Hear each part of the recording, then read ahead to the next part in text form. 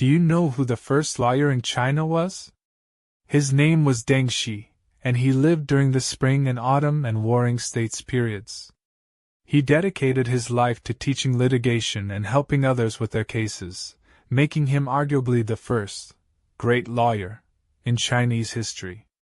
There's a story about him. One summer, a flood occurred, and a wealthy man tragically drowned. His body was retrieved by someone.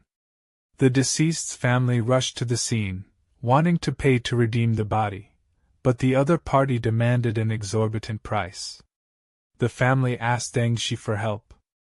Deng Xi said, "Don't worry, just wait. If you don't buy the body, no one else will." The family thought this made sense, and went back to wait patiently. After some time, the person who retrieved the body, seeing that the family wasn't in a hurry to redeem it, and that the body had begun to decompose, desperately went to Deng Xi. Deng Xi said, "Don't worry, the family has no choice but to buy the body from you."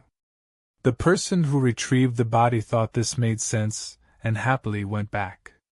While the ending of the story remains unknown, it's foreseeable that if both the deceased's family and the person who retrieved the body followed Deng Xi's advice and waited indefinitely, the result would only be a lose-lose situation. The family would be heartbroken for not getting the body, and the person who retrieved the body would be financially ruined for not getting any money. Of course, Deng Xi is considered a negative example here, and we don't encourage you to emulate him. However, Deng Xi's way of observing and analyzing problems is worth learning from. In the example above, Deng Xi used reverse thinking, seeing both the positive and negative aspects in the contradictions of objective development and change. If the deceased's family and the person who retrieved the body also understood this method, considered their own advantages and disadvantages, and could calmly discuss and compromise, the problem could be resolved satisfactorily. Everything in the world has its opposite, which is an objective reality. There is only relativity, not absolutes. Thousands of years ago, the yin-yang theory of the 8 trigrams in the Chinese I Ching clearly demonstrated the opposition of all things in the universe. The great scientist Albert Einstein also published his theory of relativity. We often say, "A river has 2 banks, and things have 2 sides, and without mountains, there would be no valleys. Where there is existence, there is non-existence. Where there is heaven, there is earth. Where there is sweetness, there is bitterness.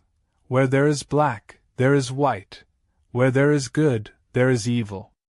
They are simply differentiated by their visibility, size, strength, and intensity. However, we often view the world through comparison, and tend to only retain our preferred perspective. This is a common flaw. If you approach problems from a contrasting angle, your thinking will temporarily enter a state of uncertainty, then develop to a new level. This intellectual suspense activates intellect beyond mere thought, creating a new way of thinking, reverse thinking. For example, how do we prevent forest fires? You might list countless methods, but all are based on prevention. American experts, however, devised a method opposite to prevention, using fire to prevent fires. They discovered that low shrubs and dense weeds fill forest gaps, easily igniting fires. Once a fire breaks out, passageways are blocked, and the fire spreads extremely rapidly. To address this, they implemented planned artificial fires, allowing the bushes and weeds to burn in a controlled manner. This created an artificial channel for air to escape from the forest. This unconventional approach, while others tried to prevent fires, they started fires, achieving a more effective fire prevention. Another story related to fire: a sudden fire raged across the grassland, trapping tourists in a panic. A hunter said, "Don't lie, listen to me." He instructed everyone to clear a small clearing. In a short time, they had cleared a space. Then the fire drew closer. The hunter had everyone stand on one side of the clearing, while he stood on the side facing the fire. He lit a match and placed it on the dry grass in front of him, and flames shot up. A miracle occurred. The fire the hunter had lit didn't burn with the wind, but instead burned towards the other fire. When the two fires met, the intensity decreased dramatically and eventually extinguished. After escaping danger, the tourists asked the hunter why. The hunter said, "The wind was blowing this way, but the airflow over the clearing was blowing outwards. The fire burned the grass thanks to the airflow." You see?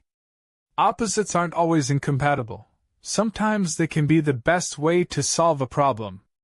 Wise people have a good way of looking at things. For example, when faced with a difficult decision, they list all the advantages and consider them comprehensively before making a final judgment. They always consider problems from both sides, analyzing the favorable aspects first, then the unfavorable ones. This way, they can minimize the influence of subjective emotions and eliminate external interference. This applies to everything. Don't be controlled by narrow imagination. Directly searching for the answer to a problem often doesn't yield the most accurate one.